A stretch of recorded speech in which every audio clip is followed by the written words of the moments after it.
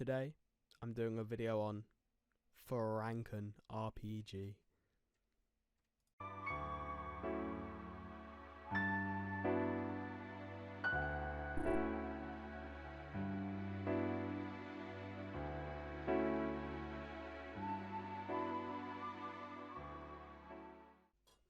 Franken is unlike any other RPG because it's the only fun one.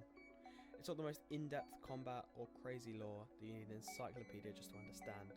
It's a silly, goofy, amazing game, and it is perfect for that matter entirely.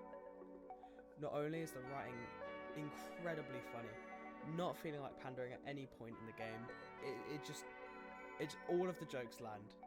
But even when the jokes do land, it's also got these other moments that it takes you back, and in the moment it's not funny at all, but looking back on it and it just becomes funnier and funnier every time you look back.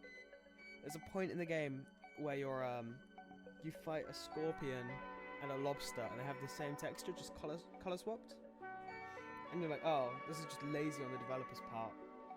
But then it flips around and you find a boss later on and it's got the same texture. Also, the spider uses the same texture as the lobster and the scorpion. And the boss literally says, "Yeah, I'm lazy. I can't be bothered with this," and that's it.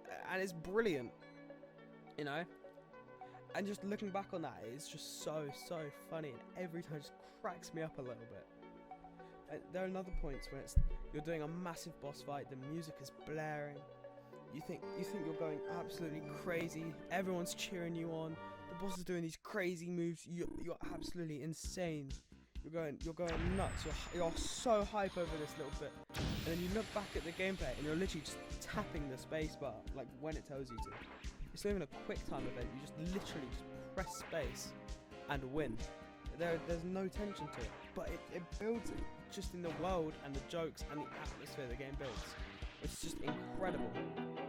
But yeah, the one problem, which I don't find a problem at all, but some people might, is that the gameplay is just press space and you'll win. But I think the game benefits from this. It's a more simple system, leading to more jokes they can make around it, and I don't think it even overuses this. It's a very short game, but what it crams into the space it's a laugh a second, honestly. There's one fight where you're going against someone called 3. They're just a number 3, and you can't lower their health down past 3. You're like, oh my god, how am I going to beat them? How am I going to do it?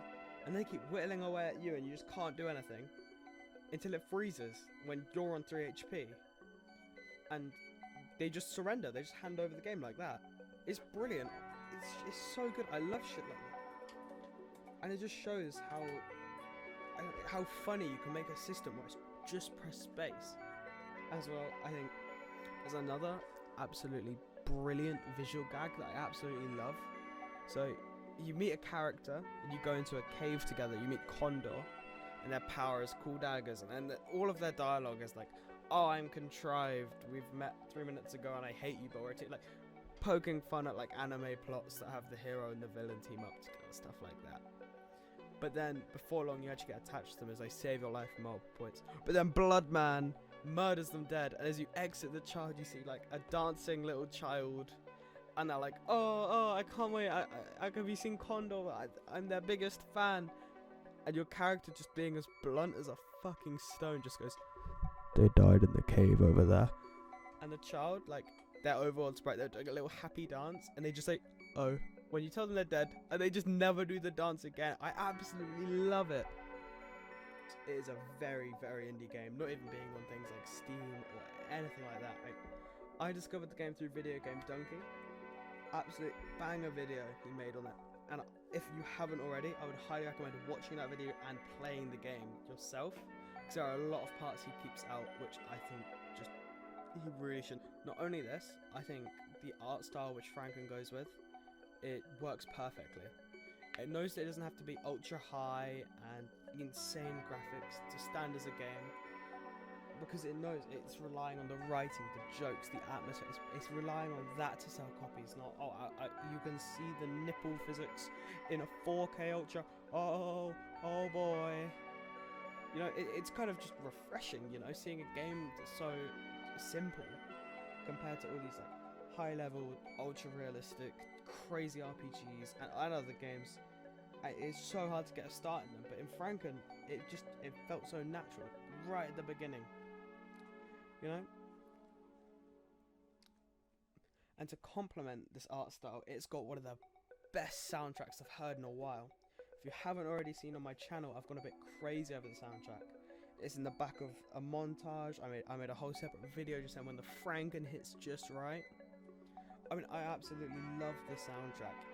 It's a mashup and it samples from so many different places to add up, and it just makes this like early 90s video game feel. I don't know how to describe it entirely, and it just grabs you and it makes you want to play the game.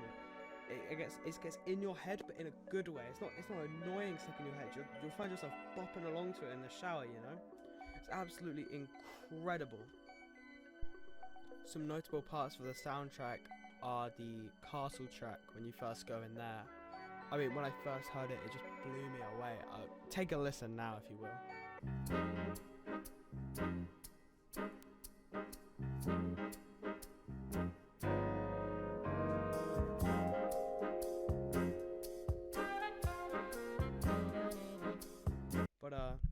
But yeah, 5 out of 5.